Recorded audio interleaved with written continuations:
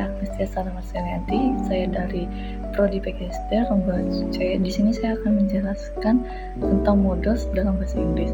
Modals adalah jenis kata yang digunakan untuk membantu kata kerja dalam ungkapan suatu hal. Modals disebut juga sebagai kata kerja bantu atau kata kerja ganti. Modals di sini disebut juga dengan modal auxiliary verb atau modal verb, yaitu kata kerja bantu.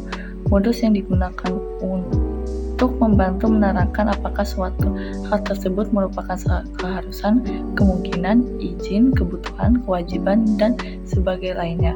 Semua jenis modus selalu diikuti dengan kata kerja bentuk pertama atau verb one. Kemudian ada beberapa jenis modus. Yang pertama ada will atau akan, digunakan untuk menyatakan arti akan dalam bentuk future simple tenses dan sama dengan to be going to. Contohnya itu, I will go to Bandung tomorrow.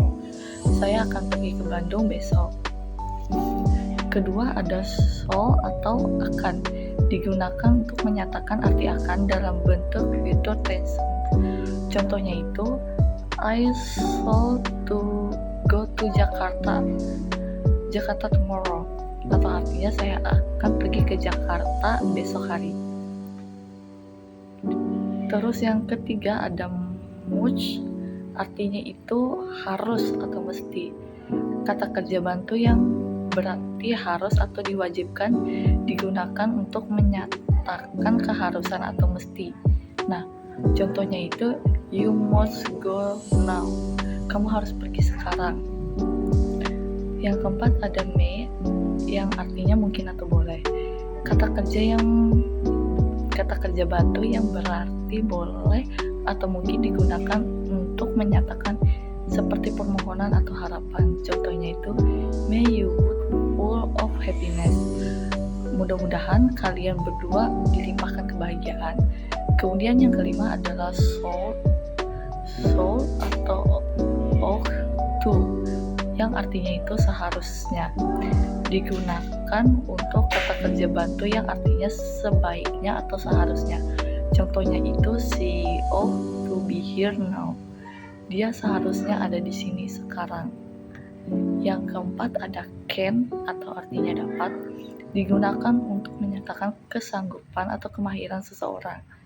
Contoh kalimatnya itu I can sing, saya bisa bernyanyi. Yang kedua ada modal parts. Modal parts itu dibagi lagi menjadi would, should, must atau had to, might, and could. Yang pertama would.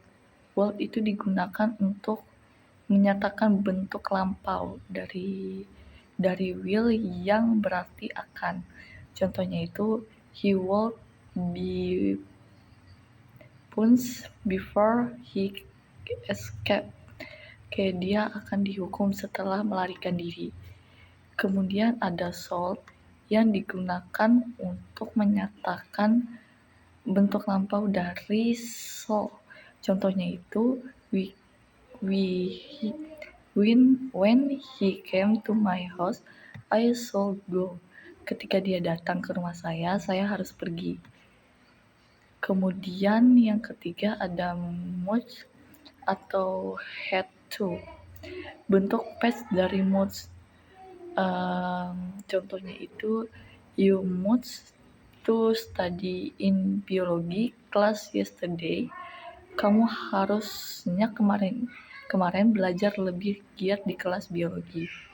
Kemudian yang keempat adalah might, yang menyatakan kalimat berita berbentuk past tense. Contohnya itu the newspaper said it might rain tomorrow, kayak berita di koran menyatakan kemungkinan besok hujan. Kemudian yang kelima adalah could, dalam bentuk past tense dari can dan bentuknya sama untuk semua subjek. Namun penggunaannya tidak selamanya berarti present tense atau masa lampau. Could itu dapat dipakai untuk menyatakan bentuk lampau dari can, yaitu contohnya Mary called a song when she was young. Mary dapat menyanyikan sebuah lagu ketika dia masih kecil. Kemudian yang ketiga adalah modal perfect. Modal perfect itu terbagi menjadi modes, might, soul, and call. Kalau modes itu modes have itu tuh harus ditambah verb 3 kayak kesimpulan lampau. Contohnya itu Anto passed the exam, he must he studied. Anto berhasil dalam ujiannya, dia pasti belajar. Kemudian might have ditambah verb 3. Sama seperti sebelumnya, dia itu kayak menjelaskan kemungkinan lampau. Contohnya itu Anto was absent, he might have been sick. Anto tidak masuk, dia mungkin saja sakit. Kemudian yang ketiga adalah should have yang harus ditambah verb 3. Keseharusan yang tak dikerjakan pada waktu lampau. Contohnya itu Anton did pass, he should have studied. Anton tidak lulus, dia harus belajar. Kemudian yang keempat ada could have harus ditambah verb 3 juga. Kemampuan yang tak digunakan waktu lampau. Contohnya itu Anto could have done the homework himself. Anto seharusnya bisa menyelesaikan PR-nya sendiri. Kemudian rumus modals. Rumus modals itu tuh ada 3, yaitu yang pertama modal presence. Rumus modal presence yaitu subject, modal presence, dan verb 1.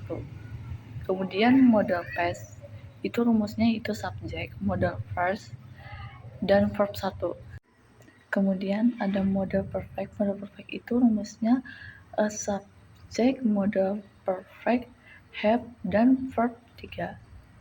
Itulah yang saya ketahui tentang modals dalam bahasa Inggris. Sekian dan terima kasih.